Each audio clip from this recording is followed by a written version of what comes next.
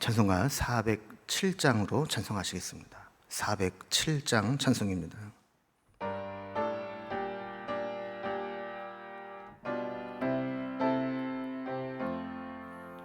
구주와 함께 나 죽었으니 구주와 함께 나 살았도다. 영광의 그날에 이르도록 언제나 주만 바라봅니다. 언제나 주는 날 사랑하사 언제나 새 생명 주시나니 영광의 그날에 이르도록 언제나 주만 바라봅니다. 마음속에 시험을 받을 때와 무거운 근심이 있을 때에 주께서 그때도 같이 하사 언제나 나를 도와주시네. 언제나 주는 날 사랑하사 언제나 새 생명 주시나니 영광의 그날에 이르도록 언제나 주만 바라봅니다. 뼈 아픈 눈물을 흘릴 때와 쓰라린 마음으로 탄식할 때 주께서 그때도 같이 하사 언제나 나를 생각하시네. 언제나 주는 날 사랑하사 언제나 새 생명 주시나니 영광의 그날에 이르도록 언제나 주만 바라봅니다. 내 몸의 약함을 아시는 주 못 고칠 질병이 아주 없네. 괴로운 날이나 기쁜 때나 언제나 나와 함께 계시네. 언제나 주는 날 사랑하사 언제나 새 생명 주시나니 영광의 그날에 이르도록 언제나 주만 바라봅니다.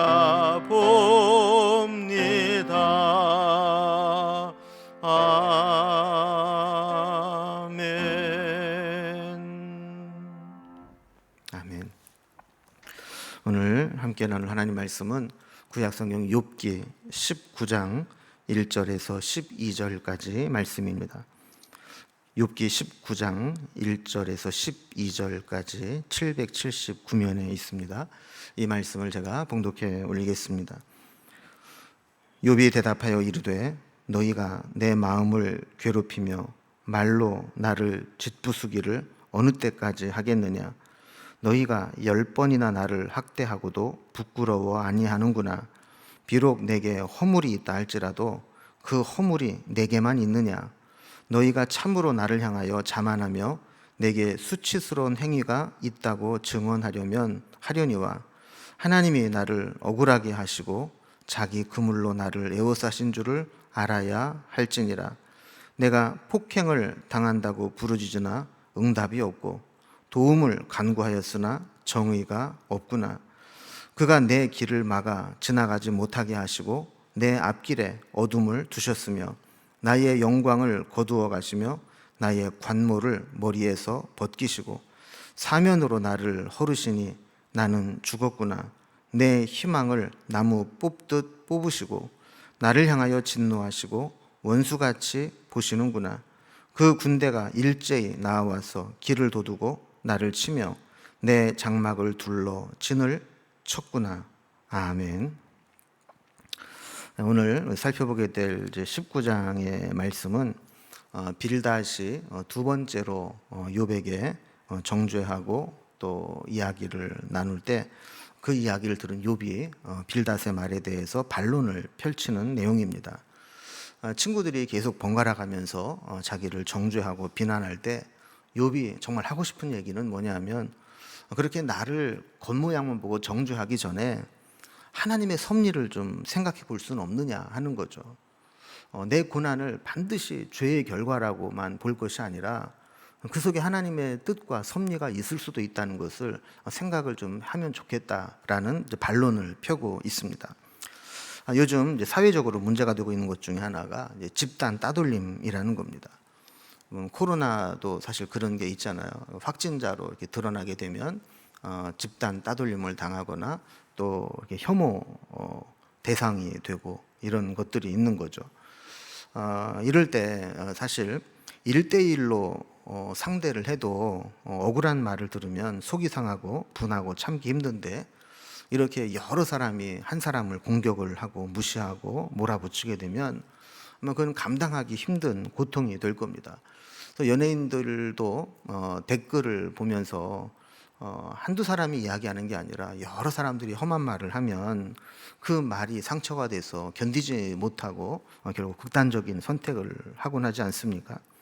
욥도 세 친구 중에 그래도 한두 사람이 좀 강하게 얘기하면 한 사람이라도 좀 서로 위로해주고 좀 도닥여주면 좋을 텐데, 셋이 똑같은 논조로 이렇게 욥을 비난하고 정죄하고 판단하고 이럴 때 아마 욥은 그 친구들로부터 이런 집단 따돌림과 공격을 당하는 것 같은 그런 마음을 느꼈을 겁니다. 욥이 이제 자신이 느끼는 감정이 어떠한 것이고 이런 욥의 친구들이 이야기하는 것 때문에 얼마나 속이 상해 있는가 하는 것을 욥이 이야기를 합니다. 먼저 2절과 3절을 봅니다. 너희가 내 마음을 괴롭히며 말로 나를 짓부수기를 어느 때까지 하겠느냐. 너희가 10번이나 나를 학대하고도 부끄러워 아니하는구나 라고 했습니다. 사실 사람은 물리적인 폭력을 당하는 것보다 말로 폭력을 당하고 학대를 당하고 괴롭힘 당하는 것이 더 힘들 수 있습니다. 물리적으로 당하는 폭력은 상처가 쉽게 나아요. 그런데 말로 마음의 상처를 입은 것은 여간해서 상처가 아물지를 않습니다. 더군다나 계속 반복해서 괴로운 말들을 듣게 되면 어느 한 단계를 넘어가게 되면 감당하기 힘든 그런 감정의 상처를 입게 되는 것이죠. 그래서 너희가 내 마음을 괴롭히고 말로 나를 짓부순다 그랬는데, 여기 짓부순다라는 말은 막 꺾으려고 부수듯이 짓눌렀다는 거예요. 한 번에 그냥 팍 꺾는 게 아니라 완전히 짓눌러서 이겨서 부숴버리려고 그렇게 했다라는 것이죠.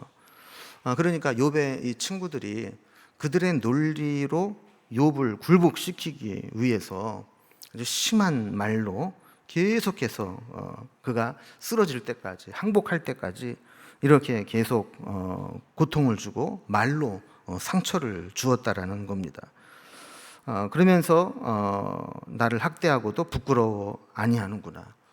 이렇게 셋이 한꺼번에 집단으로 나를 공격하고 그러면 뭔가 미안한 마음이 들거나 부끄러운 기색이 있어야 되는데, 욥의 친구들은 그런 기색이 전혀 없고 그냥 똘똘 뭉쳐서 오로지 나를 공격하는 데만 혈안이 되어 있는 것 같다, 이런 이제 마음을 표현한 것이죠. 4절에 보면 비록 내게 허물이 있다 할지라도 그 허물이 내게만 있느냐 그랬습니다. 그러니까 욥은 자기가 허물이 없다는 게 아니에요. 하나님 앞에서 자신의 허물을 부인하지 않습니다. 그러나 내 허물이 있다 할지라도 내가 당한 고난이 반드시 그 내 죄와 허물의 결과라고만 봐서는 안 된다는 거죠. 그러니까 욥은 그런 마음이 있었던 것 같아요. 하나님 앞에서 내가 온전하지 못하고 허물이 있을 수 있다. 그러나 만약에 내 당한 이 고난이 내 죄와 허물의 결과라고 한다면 이 세상에 나만 그 허물이 있겠느냐. 만약에 그렇다면 나보다 더 큰 죄와 허물이 있는 사람은 나보다 더 큰 고난을 당해야 맞는데 사실 세상은 그렇지 않지 않느냐. 이런 이제 이야기를 하는 거죠. 그래서 욥이 정말 하고 싶은 이야기는 내가 고난을 당하는 것을 너희들이 단순하게 생각하고 죄에 대한 하나님의 징계와 심판이다 이렇게 몰아붙일 게 아니라 그런 죄의 형평성을 이렇게 보면서 나보다 더 죄를 지은 사람도 나보다 더 큰 재앙을 심판을 받지 않는 것을 보면 내 고난이 단순히 어떤 죄의 무게로 다를 수 있는 것이 아니라 그 뒤에 섭리하시는 하나님의 섭리와 뜻이 있을 수 있다는 것을 생각해 보아야 될 게 아니냐 하는 이야기를 하는 겁니다. 그래서 5절과 6절을 봅니다. 너희가 참으로 나를 향하여 자만하며 내게 수치스러운 행위가 있다고 증언하려면 하나님이 나를 억울하게 하시고 자기 그물로 나를 애워 사신 줄을 알아야 할지니라 그랬어요. 이 말이 무슨 뜻이냐면 욥이 당한 고난은 너희들이 생각하는 것처럼 그렇게 죄에 대한 심판과 징계가 아니라 하나님께서 나를 더 거룩하게 만드시려고 연단으로 주신 것일 수 있다라는 생각은 왜 못하느냐 하는 겁니다. 그래서 5절은 이제 4절과 연결되어 있는데 욥의 죄와 허물을 논한다는 것은 자만에서 나온 말이라고 이야기를 하는 것이죠. 그러니까 너희들이 하나님도 아닌데 어떻게 그렇게 단정지어서 정죄하고 비난할 수 있느냐. 사실 어떻게 보면 하나님 앞에서는 욥이나 욥의 친구들이나 뭐 같은 처지잖아요. 그런데 그렇게 당당하게 욥의 고난을 죄의 결과다라고 비난할 수 있느냐 하는 거예요. 그리고 욥이 만약에 욥을 죄인으로 여기고 욥에게 수치스러운 행위가 있다고 증언하려면 먼저 그 인과관계를 따지기 전에 그 속에 하나님의 섭리가 있을 수 있다는 것을 알아야 된다라는 겁니다. 아까도 제가 설명을 드린 것처럼 만약에 고난이 죄에 대한 징계와 심판이라면 욥보다 더 큰 죄를 지은 사람은 더 큰 고난을 당해야 되는데 이 사람은 그렇지 않다라는 겁니다. 그렇다면 우리가 알지 못하는 하나님의 고난에 대한 알지 못하는 섭리가 있을 수 있다는 것, 그걸 왜 생각을 못하느냐 하는 겁니다. 사실 우리는 정말 똑똑한 것처럼 생각을 하지만 하나님의 하신 일을 다 이해하지 못합니다. 때로는 다 지나고 난 후에서야 비로소 여기 하나님의 뜻이 이런 뜻이 있었구나라는 것을 깨닫게 되는 경우가 있게 되는 것이죠. 그래서 욥도 그의 친구들에게 그렇게 쉽게 비난하고 정죄할 것이 아니라 하나님이 나를 더 연단시키기 위해서 다른 뜻을 가지고 계실 수 있으니까 그런 것도 좀 생각을 좀 해달라 하는 겁니다. 그러면서 7절부터는 욥이 고난을 통해 깨달은 것을 친구들에게 이야기를 합니다. 그 주제는 이런 거죠. 내가 하나님께 연단을 받고 고난을 당해 보니까 그 고난이 어떤 일들이 일어나는가, 그 고난이 얼마나 정말 괴롭고 힘든 일들인가, 이거를 이야기하는 겁니다.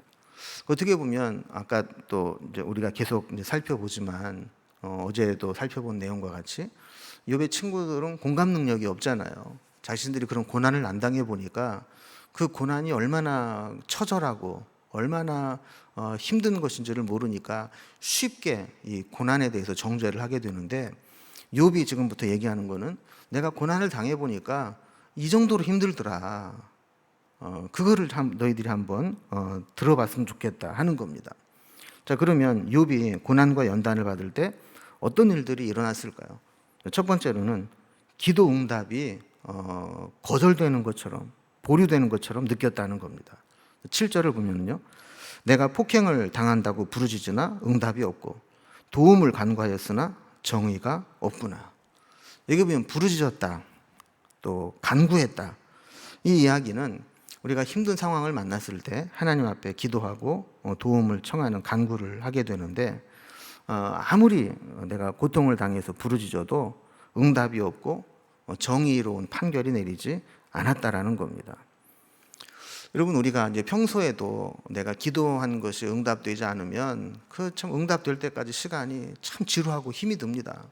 그런데 정말 고통스러울 때에는, 고난 가운데 있고 정말 힘들 때에는 기도 응답이 더 더디게 느껴지는 거죠. 그런데 욥의 친구들이 찾아와서 계속 정신적인 피해를, 고통을 주고 비난을 하는 모습을 보면서 내가 아무리 기도해도 하나님이 응답하지 않는 것 같은 그런 시간들을 내가 보내고 있다라는 얘기입니다. 두 번째로 욥이 고난과 연단을 받으면서 그가 경험했던 것은 뭐냐면, 세상에 나아갈 길을 하나님이 다 막으시는 것 같다는 거예요. 그래서 8절을 보면 그가 내 길을 막아 지나가지 못하게 하시고 내 앞길에 어둠을 두셨으며, 하나님이 내가 가고자 계획하고 내가 원하는 길을 다 막으신 것 같고 앞을 보지 못하도록 어두움 가운데 두셨다라는 겁니다. 하나님이 원치 않는 길을 가실 때 하나님은 물론 우리의 앞길을 다 막으시죠. 보통 사람들이 가고자 하는 길은 사실 하나님께 가까이 가는 길이 아니라 세상에서 더 즐겁고 또 세속적이고 성공하고 출세하는 길이기 때문에 때로 하나님께서는 그 길을 막으실 때가 있습니다.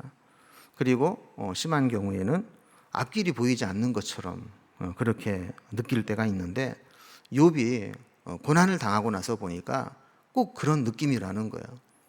내가 어떤 방식으로 이 고난을 헤쳐나가고 싶어도 하나님께서 길을 열어주지 않고 다 막으시는 것 같고 앞길이 깜깜한 것처럼 그 답답함을 느꼈다라는 겁니다. 세 번째로 욥이 고난과 연단을 당해보니까 세상의 자랑과 영광이 아무 소용이 없고 다 빼앗겨 버린 것 같다라는 겁니다. 9절에 보면 나의 영광을 거두어 가시며 나의 관모를 머리에서 벗기시고 그랬습니다. 여러분, 영광 또 관모, 이 관모라고 하는 것은 관직에 들어선 사람들이 쓰는 모자 아닙니까? 그러니까 이건 출세를 했다는 얘기죠. 영화와 이 출세를 누리게 되었다라고 하는 것인데, 하나님께서 이 영광을 거두어 가시고 관모를 벗기시는 것 같다. 그러니까 내가 고난당하기 전에는 하나님의 은혜를 입고 영화로운 삶을 살았고 하나님이 높여주시는 것을 경험을 했는데, 고난을 당하고 나니까 세상의 출세, 스펙, 조건 이런 게 아무 소용이 없더라는 거예요. 그것이 고난을 이겨내는데 아무런 도움이 되지 않는다는 겁니다. 사실 우리가 고난에서 벗어나는 것은 하나님이 도와주시느냐, 하나님이 고난을 끝내게 해주시느냐, 여기에 달려있는 것이지 세상의 영화와 부귀영화에 아무런 의미가 없는 겁니다. 네 번째로 욥이 고난을 당해보니까 그 고난당하는 게 뭐와 같으냐면 철저하게 절망하게 된다는 거예요. 절망을 느낀다는 겁니다. 10절을 보면요, 사면으로 나를 허르시니 나는 죽었구나. 내 희망을 나무 뽑듯 뽑으시고 그랬습니다. 자, 사면으로 나를 헐었다. 어디를 둘러봐도 성한 구석이 하나도 없고 온전한 부분이 없다라는 겁니다. 또 그래서 나는 죽었구나 라는 말이 저절로 나오게 되었고, 마지막 우리가 붙잡을 수 있는 희망 그조차도 마치 나무를 뽑아 놓은 것과 같이 그 희망까지 뿌리 뽑히게 되었다라는 이야기를 하는 겁니다. 결국 욥은 이 고난을 통해서 하나님이 나를 항복하게 만드시고 하나님 앞에 두 손 들고 나오게 하시면서 하나님께서 나를 향한 지금은 내가 알지 못하는 하나님의 계획을 이루고자 하시는 섭리가 있다라는 것을 발견하게 되었다라는 겁니다. 지금 자기가 할 수 있는 것은 이 고난과 연단 앞에서 하나님 앞에 다 포기하고 항복하고 두 손 들고 하나님의 처분을 기다리고 하나님만 바라보는, 하나님 앞에 항복하는 자세로 서는 그것밖에는 없다라는 이야기를 하고 있는 것이죠. 그러면서 이제 11절 말씀을 보면 나를 향하여 진노하시고 원수같이 보시는구나.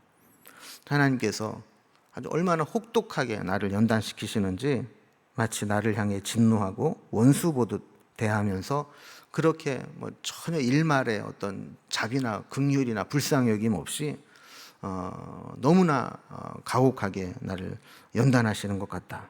또 12절 말씀도 마찬가지죠. 그 군대가 일제히 나와서 길을 도두고 나를 치며 내 장막을 둘러 진을 쳤구나. 이렇게 강력한 군대가 사방에서 몰려와서 나를 에워싸고 포위를 하고 둘러 진을 치게 되면 이 전쟁에서는 꼼짝없이 망했구나, 죽었구나, 졌구나 라는 생각을 하게 된다라는 것입니다. 욥은 제 친구들에게 자신이 고통당하면서 연단의 시간을 보내면서 힘들었던 이야기들을 하면서 어떻게 보면 이제 좀 약간 이제 정신을 차리면서 친구들에게 감정적으로 좀 호소하는 모습을 보게 돼요. 너희들은 경험하지 못했던 고난을 내가 겪어보니까 이렇게 힘들더라. 기도 응답도 안 되는 것 같고 하나님이 내 모든 길을 다 막으시는 것 같고 세상에서 이전에 누렸던 영화로움과 모든 출세 무의미하게 되었고 남은 희망조차도 다 뿌리채 뽑히듯이 그렇게 절망하게 되었다. 내 상황이 좀 그런데 그런 모습을 보면서도 그렇게 나를 몰아붙이고 그렇게 정죄하고 비난할 수 있느냐 이런 얘기를 하고 있는 것이죠. 여러분 우리도 다른 사람의 어떤 고난을 볼 때 이런 자세를 좀 가질 필요가 있습니다. 나의 고난을 볼 때에는 철저하게 그 죄에 대한 결과가 아닐까로 보는 게 필요합니다.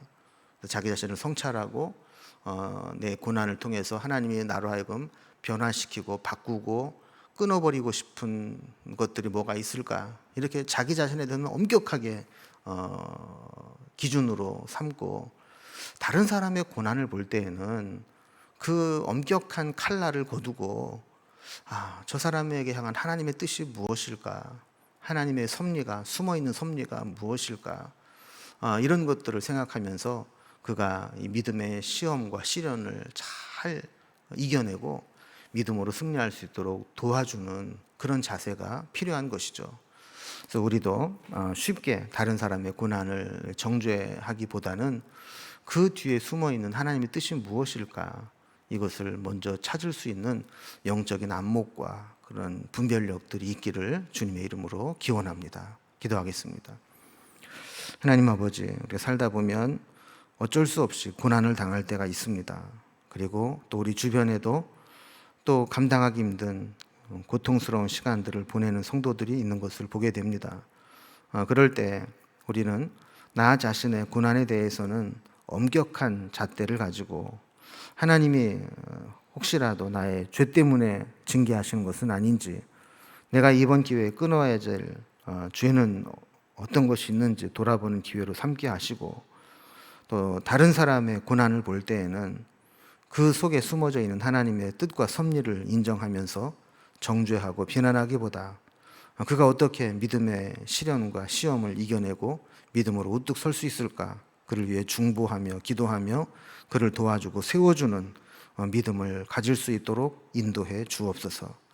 오늘도 우리가 살아가는 날 동안 하나님께서 언행심사를 지켜주시기를 원하고, 이 세상에서 우리 주님의 백성으로 주님의 제자로 살아가는데 부족함이 없도록 지켜주시고 인도하여 주옵소서. 마음으로나 말로나 행동으로나 범죄하지 않게 하시고, 살아가면서 만나는 유혹과 또 죄의 미혹들 속에서 믿음으로 담대히 이겨내는 저희들이 되게 하여 주옵소서. 우리의 가정과 자녀와 또 미래의 진로와 또 모든 일들이 다 주의 손에 있음을 고백하며 기도함으로 나아갈 때 우리의 기도를 들어주시고 선한 길로 인도하여 주옵소서. 오늘 하루도 온전히 주님께 부탁드리며 예수님의 이름으로 기도드리옵나이다. 아멘. 오늘도 각자의 기도의 제목들로 기도하며 하나님 앞에 나아가겠습니다.